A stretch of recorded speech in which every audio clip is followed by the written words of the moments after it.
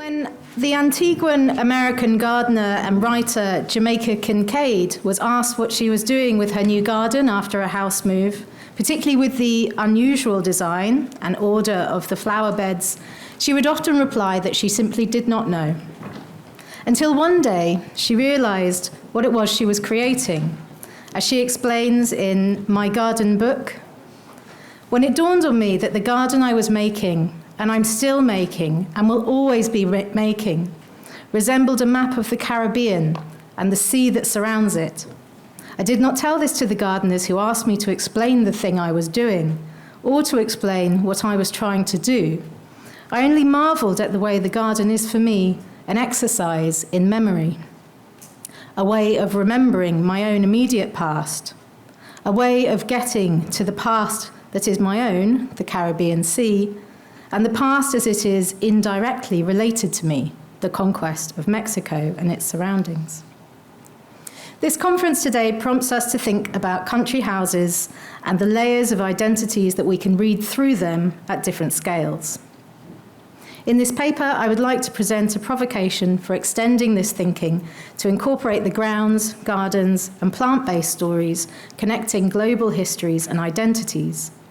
In short, for thinking about plants and gardens as forms of public memory, as ways of remembering, through what I'm proposing is a kind of plant public history.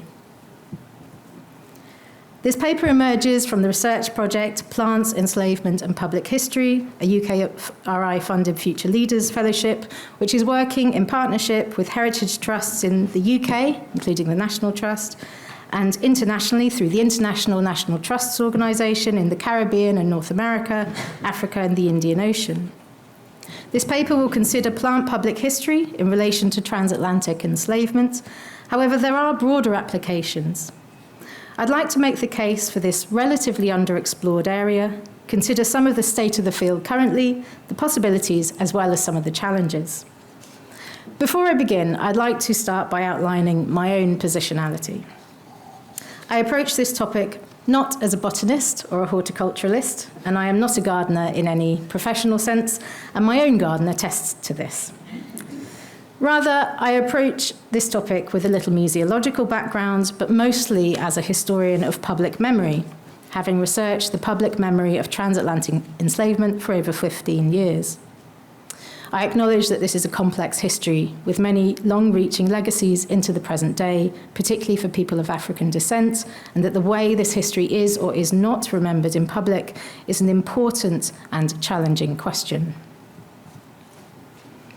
There are both practical and theoretical, contemporary and historical reasons for taking environmental public histories of enslavement seriously as an area for development.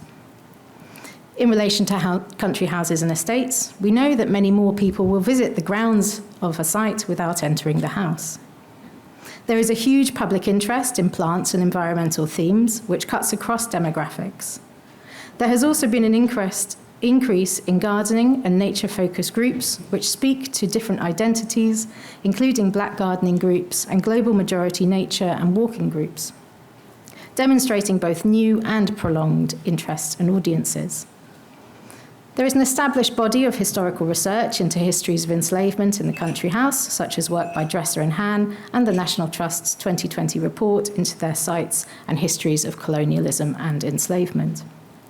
Some of this has concerned environmental themes, including materials traded around the empire, flora and fauna given or received as gifts, developments and financing of garden development and design, and botanical display.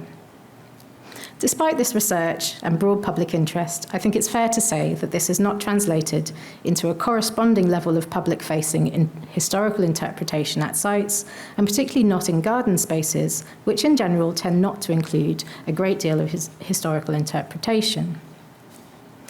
Plant stories have tended to emerge within the public memory of our public history of transatlantic enslavement, mainly in relation to their status as cash crops and consumer products, such as sugar, tobacco, and cotton. These are useful public history devices, able to convey large and complex trading systems with underlying systems of human exploitation and wealth generation, so often obscured within British society, made tangible through familiar items. Yet this still tends to be communicated within the internal spaces of historic houses and museums.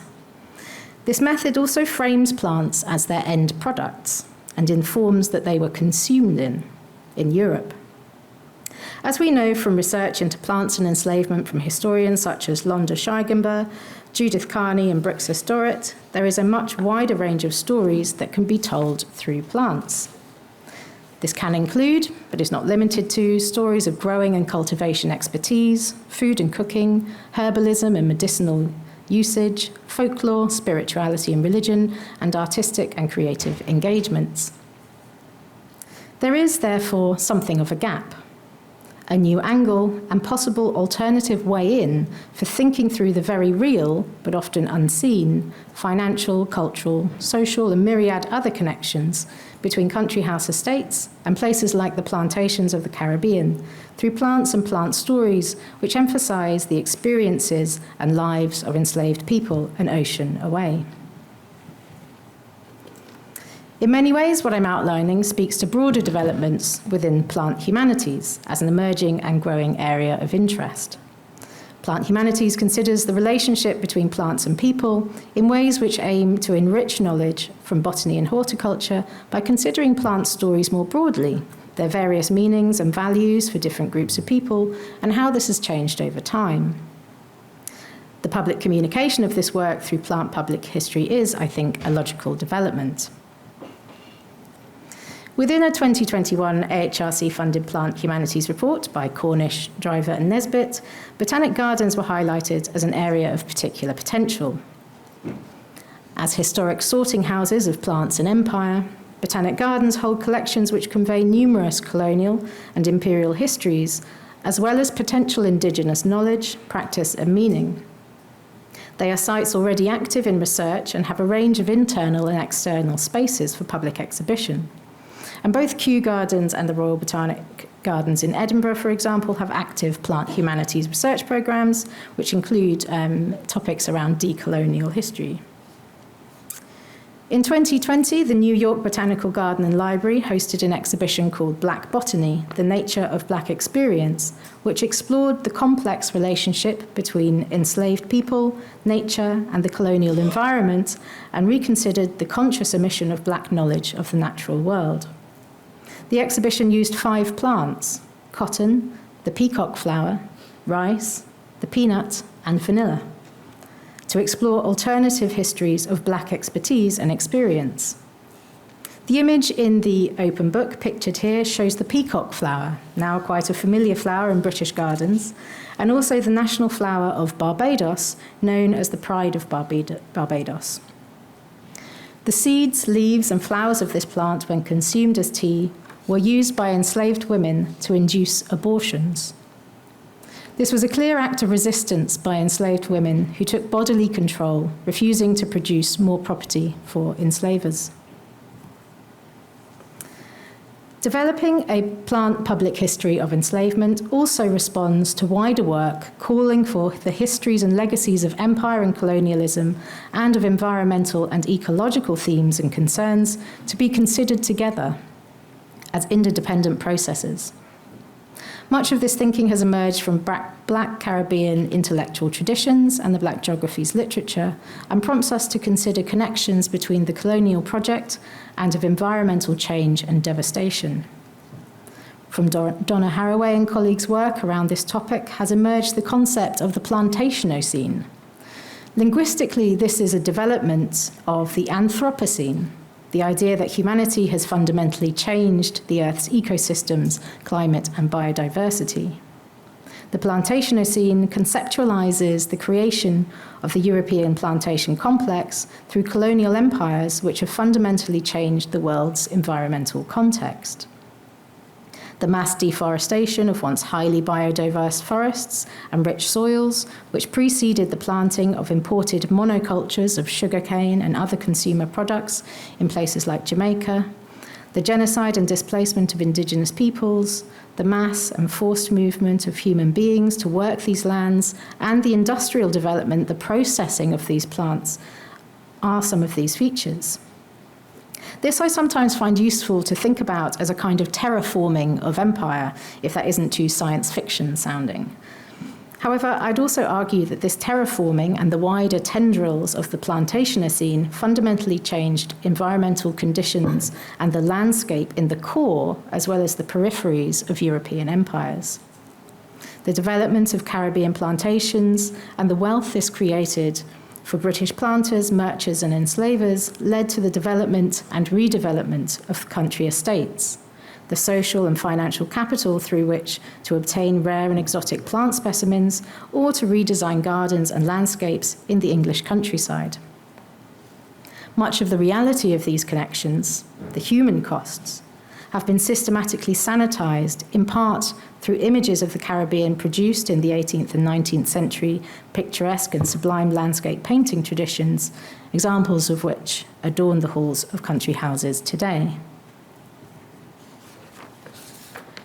If gardening can be an exercise in memory, as Jamaica Kincaid suggests, then nowhere is this more literally apparent than in memorial gardens. A long-standing and cross-cultural global tradition of creating and maintaining memorial gardens exists, particularly as markers of war remembrance following the First World War. The Imperial War Museum Archive records 300 memorial gardens and 200 memorial parks in the UK alone. Such gardens were intended, as David Lambert proposes, as useful memorials, functional for public use as green space, repose, and recreation. There are surprisingly few examples of memorial gardens to enslavement. Some, like the Memorial Garden in Le Morne, Mauritius, were created as part of the UNESCO Slave Route project, which started in the 1990s to develop transnational heritage and education projects. However, this example largely maintained a focus on tangible memorial structures, albeit in a green outdoor space. There was a memorial garden to enslavement proposed for Hyde Park as part of the Memorial 2007 project. Whilst the project had managed to gain planning permission, funds were not raised in time and it was never made. The designs put forward for the memorial include some notable symbolic planting in ways which make the plants a central dimension of the memorial itself. The designs proposed a triangular structure for the garden, familiar within broader representations of this history, with three main planting areas representing Europe, the Americas, and Africa. The section representing America was to have symbolic planting of giant reed to represent the monoculture of sugarcane on plantations. As acts of remembrance, memorial gardens make clear calls on the present and the future to engage with the past through a labor of intent. Ironically, what makes them costly, burdensome, and impractical in lots of ways also makes them meaningful as memory work. The continual care required, the investment in maintaining a landscape and a living space, its propensity to grow and change, and the upkeep around this are all symbols of continuing commitment to the memory of an event or people. In America and the Caribbean, where so much of the lived reality of the experiences of enslaved Africans physically took place, there has been more immediate scope for interpretation projects centering on reconstruction.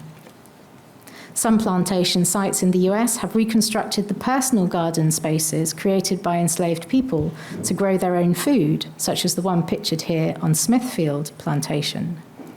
The themes emphasized in the interpretation board include the mixing of African and European food crops to supplement diets in ways which have led to a unique culinary and growing culture. In December 2024, under the direction of head gardener Sharon Cook, Andromeda Botanical Garden in Barbados created The Ground, the garden's first ethnobotanical site. The ground includes plants that enslaved people would have used medicinally, grown on provision grounds, also known as yam plots or dooryard gardens. Plants here include the pigeon pea from West Africa, whose dark, narrow leaves were used to treat diarrhea, demarcate boundaries, improve soil health, and feed animals. Whilst it might seem quite unsurprising that a botanical garden in Barbados is addressing histories of enslavement, perhaps more surprising is the presence of this topic at Chelsea Flower Show this year. Orchid Obsession was an orchid display garden created by the Ministry of Botany and University of Bristol history alumnus Dino Zelenika. As well as an award-winning display of orchids, the exhibit included the story of Edmund Albius, an enslaved boy who developed a technique for pollinating vanilla, a type of orchid, so that it could be grown beyond its native habitat in South America. Albius was enslaved in the French colonial Bourbon, present-day Réunion, in the Indian Ocean, a prominent sugar plantation island. In researching previous examples of enslavement and gardens, I came across another example from Chelsea in 2016. The modern slavery garden was designed by Juliet Sargent, the first show garden by a black female gardener to be exhibited at Chelsea. The garden marks the passing of the Modern Slavery Act the previous year, with open doors representing the human trafficking that could be present on any ordinary UK street. The garden presents the common and awkward comparisons made between contemporary human rights abuses and labour abuses and historic enslavement of African people through a particular nostalgic and romanticised culture of British abolitionism. As the write-up in the Royal Horticultural Society expressed, hope is depicted in the form of an English oak tree. It was under such an oak that William Wilberforce stood when he dedicated his life to the ending of slavery in the 1800s. The metaphor of a solid, dependable, and faithful oak threads through the story of the garden, which ends with open doors leading to the path of freedom. The invocation of an almost certainly apocryphal story of abolitionist William Wilberforce, who happened to be standing under a symbol of English national identity and dedicating his life to anti-slavery, raises a broader concern in developing plant public histories of enslavement, that being the potential for romanticisation, sanitisation, and the traversing of a particular articulation of national or other collective identities that obscure historical realities.